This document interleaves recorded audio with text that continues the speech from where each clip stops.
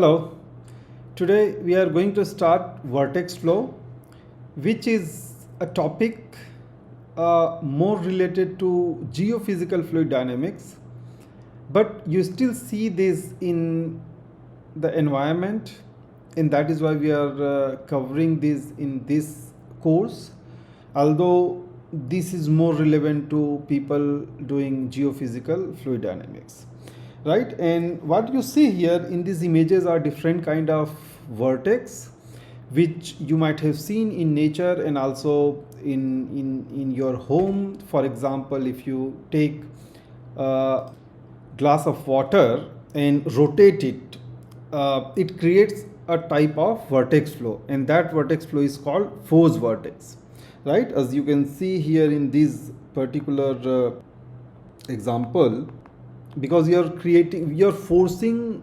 to create a vortex by an external force that you are providing, right? And that is why it's called force vortex. Whereas what you see in other examples like this one and this one, these are called free vortex, which might have got created because of different phenomena. For example, Coriolis force, which comes because of the earth rotation, right? So these are examples of free vortex, and you can see that the free vortex occurs both in the atmosphere as well as in the ocean, right? Where this one that you see here, you can see the shape, this is in the atmosphere, right? And what you see here is in the ocean, and this is the top view of a vortex in the ocean. And if you try to see from inside the water, you can see the shape looks something like this. So these two are similar to each other. So this vortex, what you see here are the free vortex, whereas what you see in the top left is the forced vortex. And today we are going to see the dynamics of both of these kind of vortex flows. Okay, but before we go to the vortex flows and try to define their dynamics, we first need to understand what is vorticity, because that is a parameter that creates vortex flow. Okay, so vorticity is defined as a parameter that defines the angular motion in a fluid element.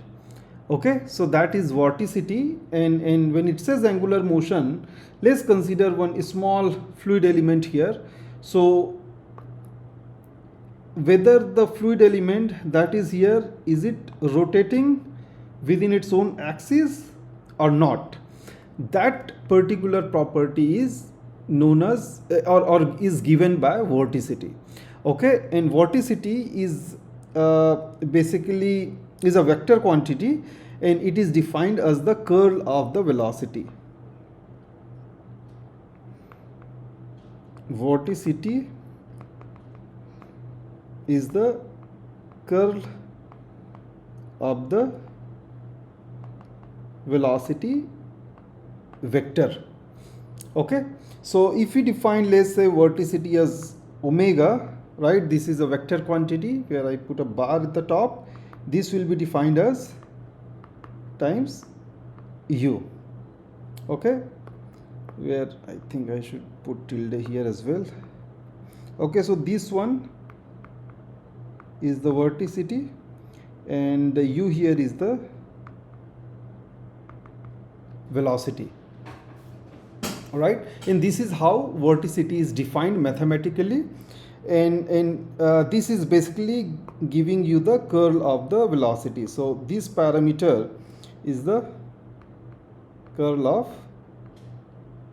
velocity. That's the mathematical function, right? And now if you want to expand it, you can expand it in this way.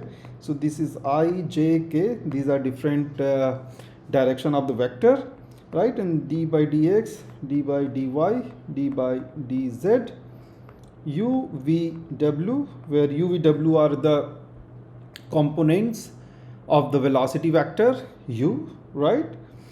And this will give you vorticity in this form. So dw by dy minus dv by dz in the x direction plus du by dz minus dw by dx in the j direction plus dv by dx minus du by dy in the k direction. Okay, so I, j, k are the component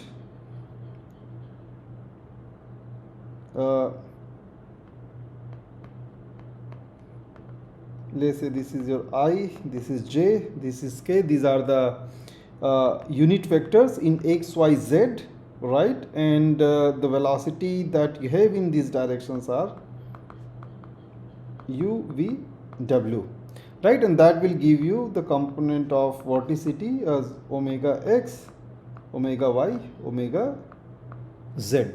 Okay, so this is what you get here, where this is basically omega x, this is omega y,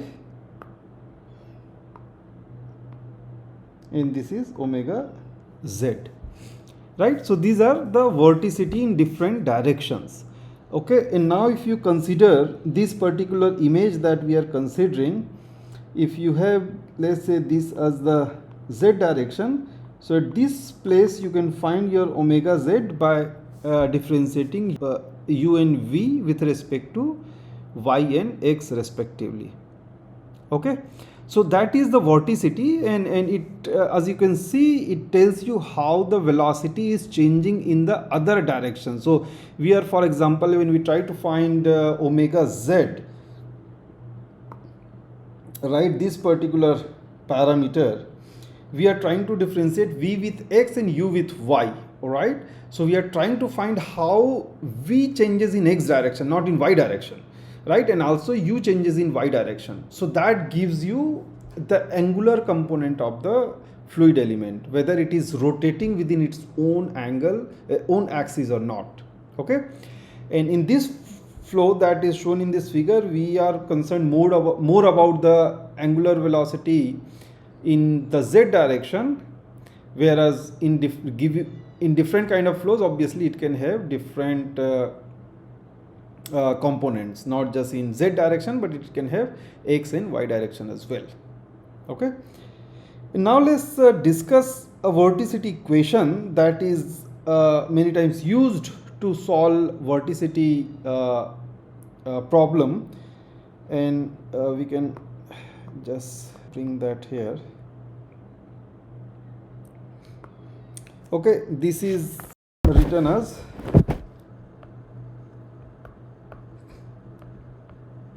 d omega over dt plus curl of omega times u nu. Okay, this is known as the vorticity equation, where you can see omega here is the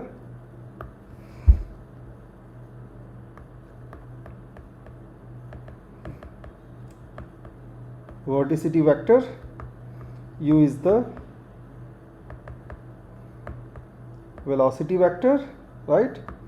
And this basically gives you d by dx, d by dy, d by dz, and del square is d square by dx square plus d square by dy square plus d square by dz square. Okay, so this is the vorticity equation, and it is similar to Navier-Stokes equation that we have for the velocity. This equation in fact is derived from Navier-Stokes equation after making several assumptions or after making several simplifications, and that is how you have vorticity term in this equation along with the velocity.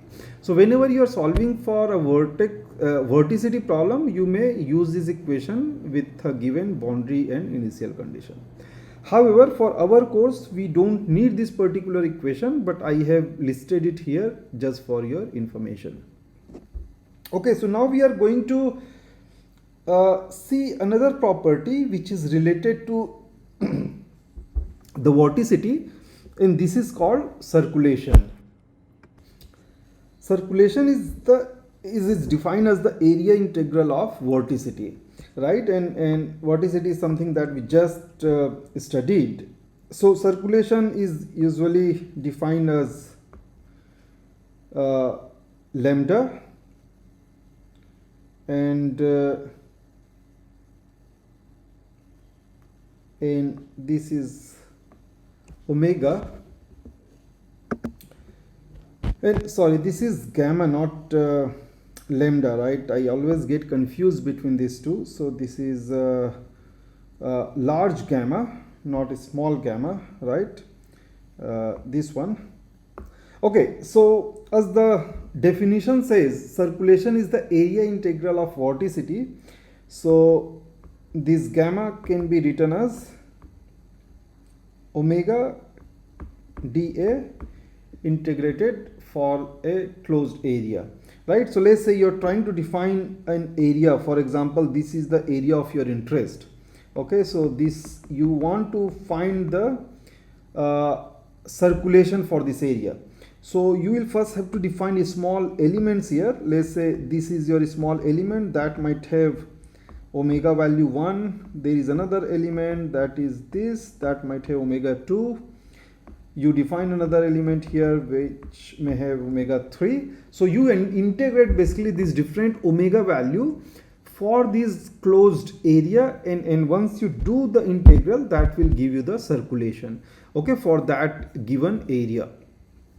And as you can see, this circulation is a property that resembles volume flux for a straight flow. Like here we are talking about circular motion, but if you are talking about, if you consider translational motion, in that case circulation is equivalent of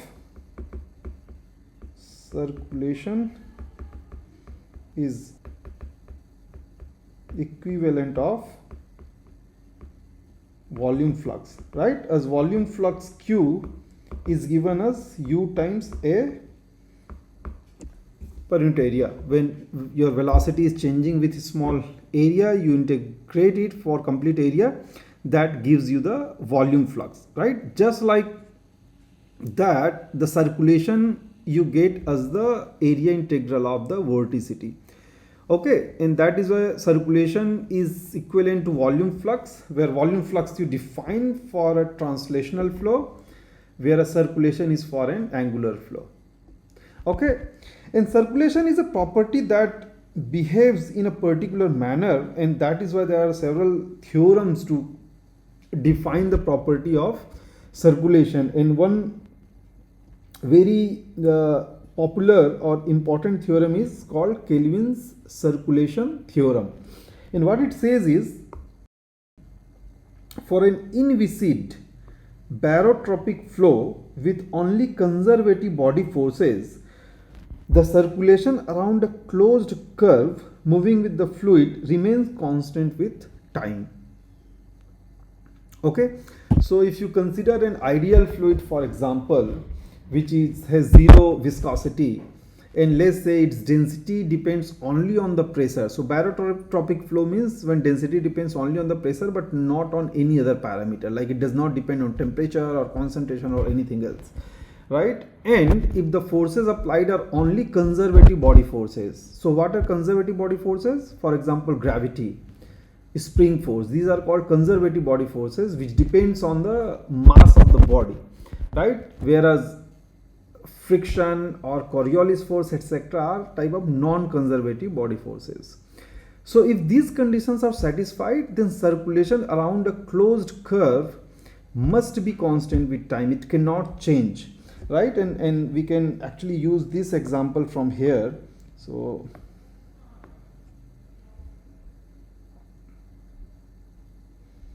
okay, so this one here, we define that this has a value of circulation, right?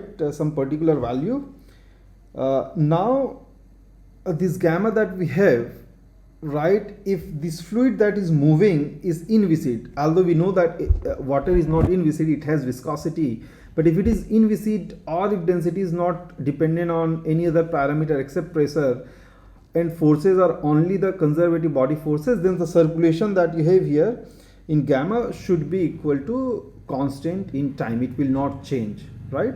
And that is why now if you want to create or destroy a vertex, okay, then you can follow particular steps. So this particular theorem indirectly means that for creating or destroying a vertex, you can have a viscous flow,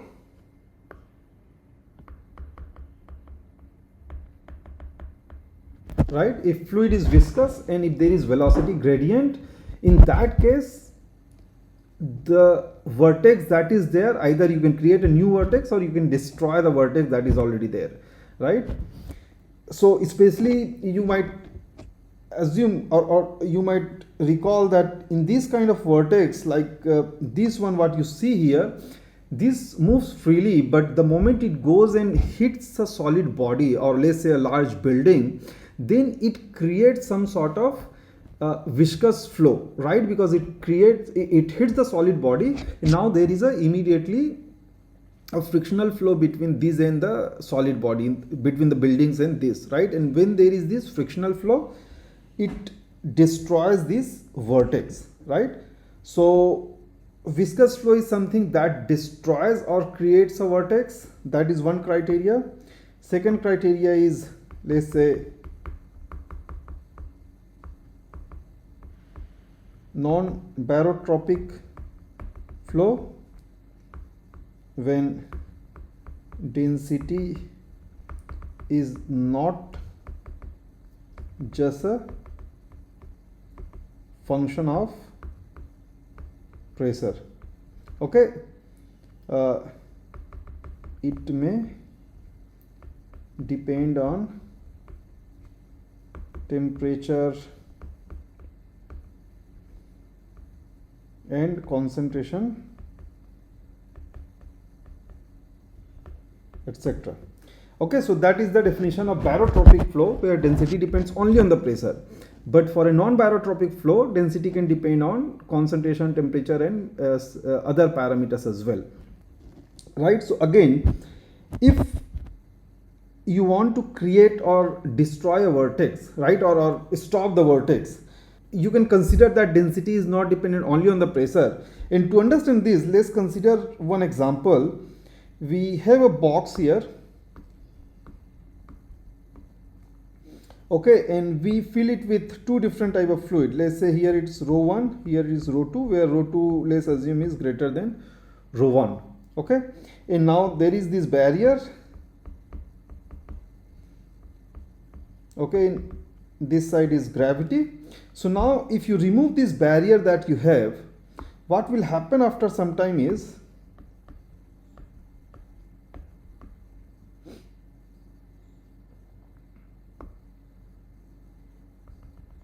this rho 1 that you had here and rho 2 that you had here, if rho 2 is greater than rho 1 and if you remove the barrier, this actually fluid will start moving in this direction and rho 1 will start moving in that direction, right? Because rho 2 is heavier, so it will try to come down, and rho 1 is lighter, it will try to go up, right? So here the density is a function of concentration. Let's say this is because of salt water, okay.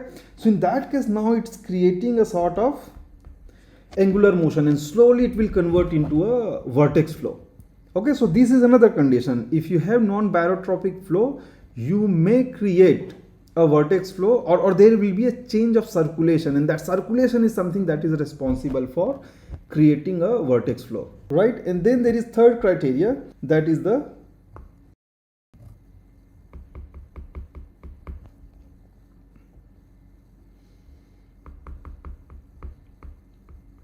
non-conservative body forces, right? So again, this the frictional force that we talked about when this free vertex goes and hits a building, the frictional force is something that stops that vertex. Likewise, there is Coriolis force in the in large fluid body. For example, in ocean, that experiences large Coriolis force, right? Coriolis force, which actually Coriolis force itself comes because of the Earth's rotation, right? In small water bodies, let's say if you're drinking a glass of water or something, the effects of Coriolis force is extremely small. But when we consider a lake or ocean or something, Coriolis force is very very large, right? And that Coriolis force is something that is responsible for creating vortex flows, okay, in the ocean. Likewise, in case of atmosphere, for example, this kind of vortex flows that you may see in the atmosphere, that many times comes because of sudden change in density. So you get one part of the atmosphere gets heated up, other one is cold. Now there is the change in density immediately starts creating a circular motion, as we discussed here, right, in this case that we saw. So this circular motion that comes because of a sudden change in density, that creates a vortex, because that brings circulation in the system and that creates a vortex. Okay, so these are different ways to create a vortex, or in other words, these are the reasons why vortex gets created or it eventually stops. Okay, and that is why whenever vortex gets created or stops, basically your circulation is changing in time, right? If circulation doesn't change, circulation value remains same, that means your vortex flow will just continue to flow as it is. But to be able to stop it or change its flow, or change its behavior, you must be able to change the value of circulation, value of gamma. That is the only way to control a circulation or vortex. Okay, so these are three different ways with which you can control a vortex flow, or by changing its circulation value. So either the flow is viscous, or you have non-barotropic flow where density difference is coming because of temperature or concentration, and that's driving the flow, or when there is non-conservative body forces like Coriolis force. Okay, so these are different ways, and now let's see how these different kind of forces affect or create vortex in the atmosphere and in the ocean, etc. So here we see there are two different kind of vortex. One is force vortex and free vortex. In nature, in atmosphere and in ocean, we mostly see free vortex, but then there is also force vortex, as we discussed, that you can create in home itself by rotating a glass of water. Okay, so there are fundamental difference between these two type of vortex, and to be able to understand their their mathematical formulation, we need to understand what are the differences between these two types of vortex very quickly. So force vortex, this requires a solid boundary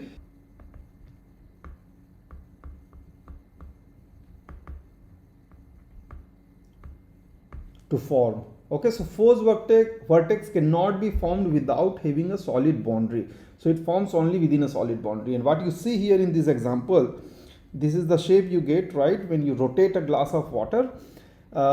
This comes only when there is solid boundary, otherwise this vortex would not be forming. And now why is it forming in that way? Because the solid boundary is basically bringing shear flow. That shear flow is basically viscous flow, and that is creating the vortex, force vortex. Whereas free vortex does not require a solid boundary. Okay, as you can see in this image, it does not really have a solid boundary at the sides. It just gets created by itself in the atmosphere. And likewise in ocean, we get this kind of vortex flow. This is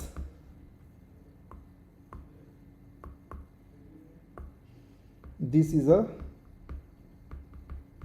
rotational flow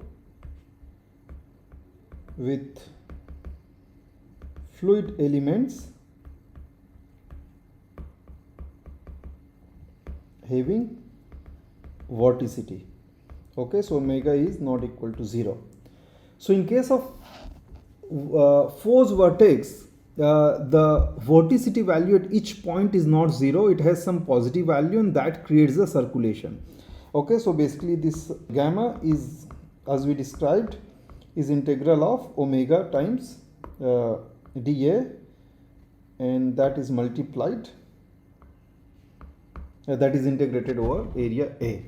Okay, whereas in case of free vortex, this is an irrotational flow, which means that vorticity is 0. So omega here is actually equal to 0. And now it must be very surprising that we are talking about vortex flow, but I am saying that vorticity is 0. And that is because here vorticity is 0, but your gamma is not 0. So circulation is not 0.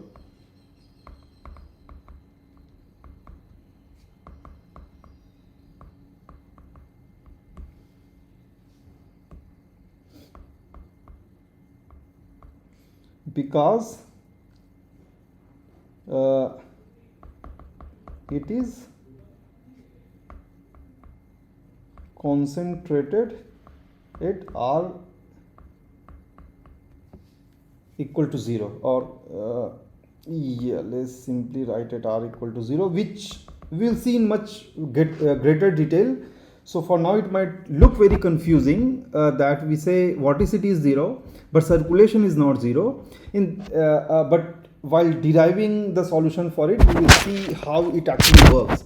So in this case what happens is, you have circulation, but that is concentrated at R equal to 0.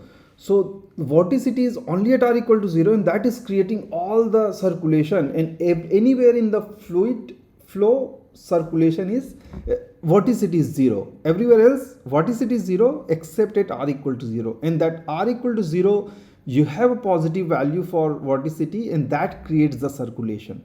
Okay, so this flow is still irrotational with vorticity 0 everywhere else except at R equal to 0. Okay, and that is why your flow here, you can see, is actually concentrated. So at this axis, when R equal to 0, everything is driven by that particular point. Okay, and that's why the flow is concentrated at a particular point instead of being spread out like in case of forced vortex. However, we will see in great detail, in more detail, what exactly it means. Alright, so I think this is the difference between forced vortex and free vortex. And now we will try to derive solutions for both the kinds of vortex. And to be able to derive a solution for the vortex flow, which is basically a circular flow, right? We need governing equations in R theta Z axis in radial geometry basically. So R theta and Z coordinates, right? So in x, y, z we have already seen how we write a continuity equation and Navier-Stokes equation. These are in R theta z coordinate, where if you want to visualize, so let's assume that this is a cylinder, for example. This is also called cylindrical coordinate, right? And if this is your z axis, then this will be your R axis, and there will be theta, which is angular axis. Okay, so let's say this is your theta.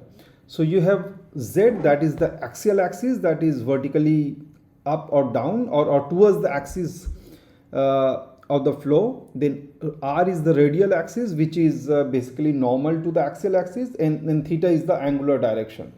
right? And that's why this is called r theta z coordinate, or also cylindrical coordinate. Cylindrical coordinates. Okay, and what you see here in this particular page is this one, the first one is the continuity equation, right? This is something we have seen in case of rectilinear geometry or xyz geometry. Here it is for r theta z geometry. This one is Navier-Stokes equation in r direction, right? That is the radial direction. This one is Navier-Stokes in theta direction, and this one is Navier-Stokes in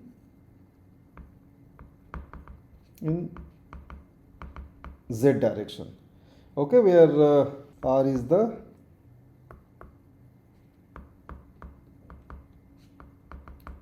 radial axis, z is the axial direction or axial axis, and theta is the angular axis, or you can call it coordinate. Theta is the angular coordinate, r is the radial coordinate, and z is the axial coordinate. Okay, so these are the set of equations we have, where the first one is continuity equation and other three are the Navier-Stokes equation in r, theta and z, and we are going to use these equations now to derive solutions for vortex flows in case of forced vortex as well as free vortex.